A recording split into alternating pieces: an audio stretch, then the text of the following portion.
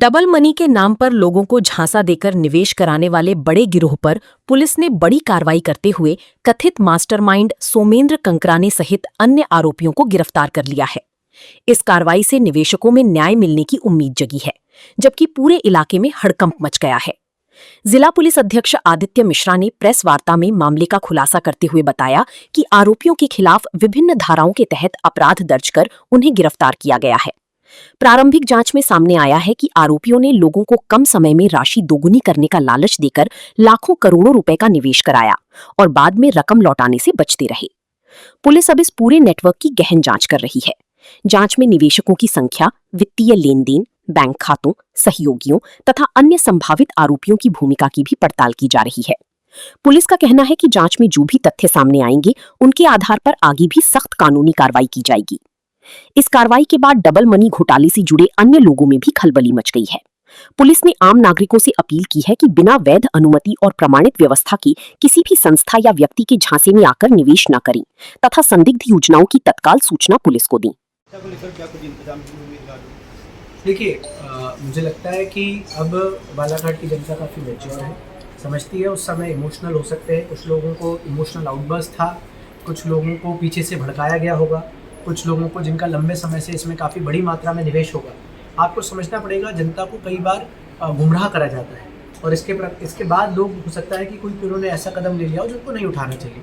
तो मुझे लगता है कि हमारी जो ज़िले की जनता काफ़ी मैच्योर है, समझती है, मामले की गंभीरता को समझती है, न्यायिक प्रणाली पर विश्वास करती है। उनको पता है कि काफ़ी बड़ी संख्या में इनकी ज़मीनें कुर्क हैं, जो करीबन 50-60 करोड़ से ज़्यादा की होनी चाहिए, मेरा अंदाज़ा है।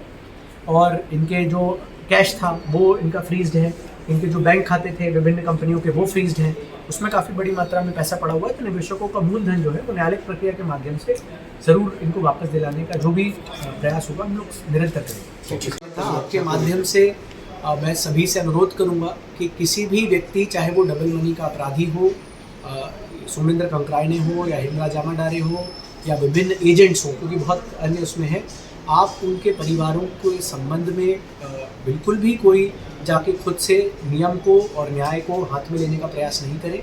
कई बार हमें लोगों से शिकायत मिलती है कि उनके परिवारजनों को, महिलाओं को, बुजुर्ग महिलाओं को परेशान करने का, रात में घर में घुसने का प्रयास, पत्थरबाजी करने का ये प्रयास करते हैं। तो आप सभी के माध्यम से मेरा अनुरोध रहेगा कि किसी भी इस प्रकार की घटना में आप लोग शामिल नहीं हो। यदि आप शामिल होंगे तो इसमें जो भी कार्रवाई कठोरतम होगी वो आप पे भी होगी। आप हो सकता है आप डबल मनी के विक्टिम हो, पर आपको ये किसी ने हक नहीं दिया है, न्याय ने या नियमों ने, कि आप उनके परिवारों को, जो उनके साथ जो उन्होंने घटना की उसकी तो सज़ा उनको न्यायालय से मिलेगी, उनको जुडिशल कस्टडी में रखा जाएगा।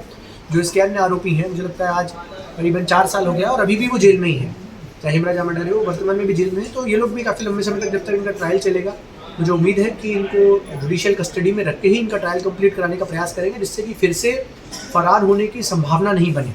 अदरवाइज़ अगर फिर से इनको जमानत का लाभ दिया जाता है, और मुझे लगता है माननीय न्यायालय भी इसको अप्रिशिएट करेंगे जब भविष्य में कभी अगर पिटिशंस लगेंगी, कि जब एक बार माननीय न्यायालय ने इनको जमानत का लाभ दिया था तो उसके बाद 4 साल तक लोग फरार रहे थे और माननीय न्यायालय के आदेशों का मानना कर रहे थे।